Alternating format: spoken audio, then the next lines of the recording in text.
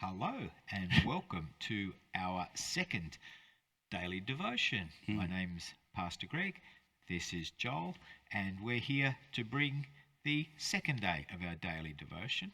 Yesterday we gave an outline, didn't we, Joel? We did. Bit of how we'd structure this. We'd talk a little bit just to bring you up to speed, to know where we are. Joel or myself will read a passage of scripture. We'll have a short discussion, and then of course we'll leave you with some thoughts to ponder. And today we're going to be starting with right at the beginning of the Gospel of Luke, the story of Jesus. Luke is writing to a non-Jewish audience. He puts a lot more detail in it than we see in the account of Matthew. So there's lots of things that are included in Luke's Gospel that we'll pick out. What's the background before we get into the scripture? What's happening? So there's a couple names that will appear in the scripture. Zechariah and Elizabeth. So Zechariah is a priest. Right. And Elizabeth was unable to bear a child. Gotcha. But then we'll see a miracle of God, and then therefore John the Baptist being born, who we know plays a crucial part of the story later on. We certainly do. In fact, we see that John's described as the one who prepares the way for Jesus. So right here, at the start of the birth story of Jesus, John the Baptist is conceived. And right now, we're going to go to the scripture where something amazing happens, right? So Luke chapter 1, verses 26 to 28.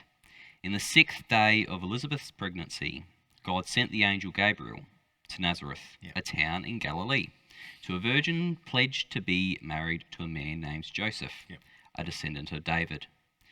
The virgin's name was Mary. The angel went to her and said, "Greetings, you who are highly favoured, the Lord is with you." We know this story pretty well, right? We do, yes. Here's a young woman, a teenager for sure, and she's pledged to be married, engaged if you like, to a guy, and they're living in separate places. Mary would be with her parents and Joseph would be elsewhere. And right in the midst of that, we see a disruption. My goodness, Mary's whole life was turned Greetings, an angel just appears. That would be so daunting, I think. Well, just like if an angel turned up on our doorstep, Mary would also have been quite terrified, because oftentimes when an angel comes to see somebody in the scriptures, it's not good news. No. And so the angel reassures Mary that, what is it? The Lord is with you. The Lord is with you. And you are highly favoured. You are highly favoured. So right at the beginning, we get a bit of an indication, if you like, of what this incarnation of God's going to be all about. Yes. Yeah, that's for sure. And I can't help but think that here at a time of a tumultuous time in this young woman's life, it's been turned upside down. Goodness me. Angel appears, going to be some terrible news in a minute. And God decides to come in and give her assurance. Who you are, I'm interested in what you're doing, I am with you. I guess in those sorts of times, that's when you need that, And I guess that's why the angel came and said that. Exactly.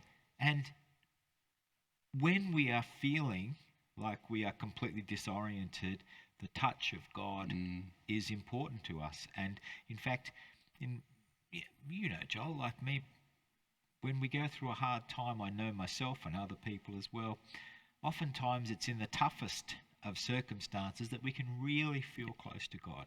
And I'm sure that Mary felt close to God because of God's intervention. He made himself known at this tough time. For sure. So what are we going to leave? What thought will we leave today?